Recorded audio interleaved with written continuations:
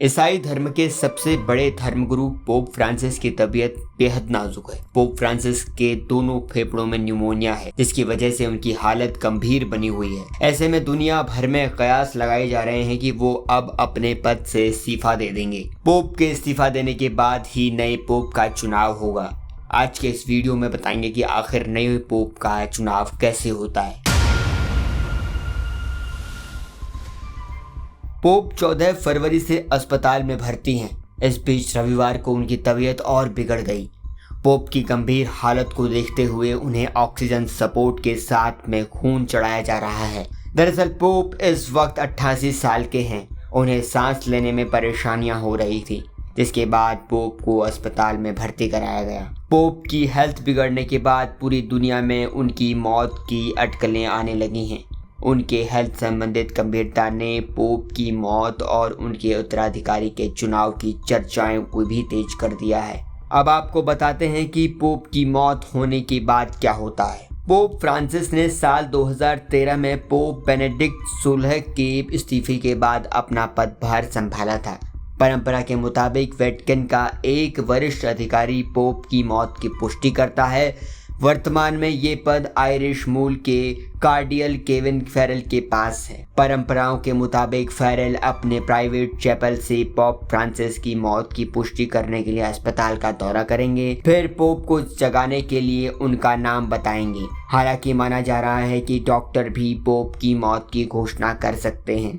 परंपरा के मुताबिक पोप की अंगूठी को निकाला जाएगा और उसे खत्म कर दिया जाएगा। इसका मतलब ये होता है कि पोप का कार्यकाल अब खत्म हो चुका है और पोप के अपार्टमेंट को सील कर दिया जाएगा। वरिष्ठ चर्च अधिकारियों के एक निकाय कार्डिनल्स कॉलेज को सार्वजनिक घोषणा से पहले मौत के बारे में सूचित करेगा। पुरानी परंपराओं के मुताबिक पोप के पार्थिव शरीर को संरक्षण दिया जाता था और कुछ को दफनाने से पहले उनके अंग निकाल लिए जाते थे। अब बात करते हैं आखिर नए पोप का चुनाव कैसे होता है। कैथोलिक परंपरा के अनुसार जब किसी पोप का चुनाव होता है तो पेपल कॉन्क्लेव का आयोजन होता है। इस कॉन्क्लेव के जरिए नए पोप को चुना जाता है। कार्डिनल्स कैथोलिक चर्च के सबसे उच्च रैंक वाले पादरी होते हैं। कार्डिनल्स दरअसल दुनिया भर के बिशप और वेटिकन के अधिकारी होते हैं, जिन्हें निजी तौर पर पोप के द्वारा ही चुना जाता है। ये कार्डिनल्स नया पोप चुनने के लिए बैठकें करते हैं। नए पोप के चुनाव के लिए वोट वेटिकन सिटी के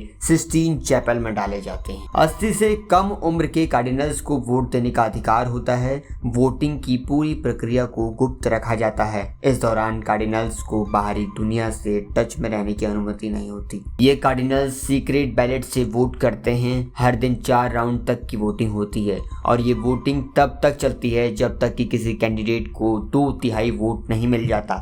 इस प्रोसेस के शुरुआत में ही सभी कार्डिनल्स को एक साथ मिलना होता है, जहां 120 कार्डिनल सिस्टीन चैपल में इकट्ठा होकर नए पोप का चुनाव करते हैं। नए पोप चुने जाने तक ये सभी कार्डिनल अंदर ही रहते हैं और इस बात की भी कोई गारंटी नहीं कि पहले दिन की वोटिंग से ही पोप मिल जाएगा। नतीजों के ऐलान के लिए 3 कार्डिनल्स को नियुक्त किया जाता है। ये कार्डिनल्स हर बैलेट के नतीजों को जोर से पढ़ते हैं। अगर किसी भी उम्मीदवार को निर्धारित 2/3 वोट नहीं मिलते तो बैलेट को स्टोव में जला दिया जाता है। जिन रसायनों के जरिए इस बैलेट को जलाया जाता है उससे बेहद काला धुआं बाहर निकलता है। ठीक इसी तरह से अगर किसी कैंडिडेट को 2/3 वोट मिल जाते हैं तब उस बैलेट को भी जला दिया जाता है। लेकिन इस बार जिन रसायनों के इस्तेमाल से बैलेट जलाए जाते हैं उससे बाहर सफ़ेद धुआं निकलता है, जिससे लोगों को पता चलता है कि नया पोप चुन लिया गया है। आपको ये भी बता दें कि पोप बनने की कोई निर्धारित उम्र नहीं होती। पोप फ्रांसिस को 76 साल की उम्र में चुना गया था। इससे पहले पोप बेनेडिक्ट 16 को 78 साल की उम्र में चुना गया था। यूं तो पोप का पद जीवन पर्यंत होता है, लेकिन ऐसा संभव न होने के चलते उस वक्त के पोप पद से इस्तीफा देते हैं और नए पोप का चुनाव होता है। इस पूरे वीडियो पर आपकी क्या राय है कमेंट बॉक्स में लिखकर बताइएगा और देश और दुनिया की खबरों से अपडेट रहने के लिए हमेशा जुड़े रहिए सबसे पहले जनसत्ता के साथ।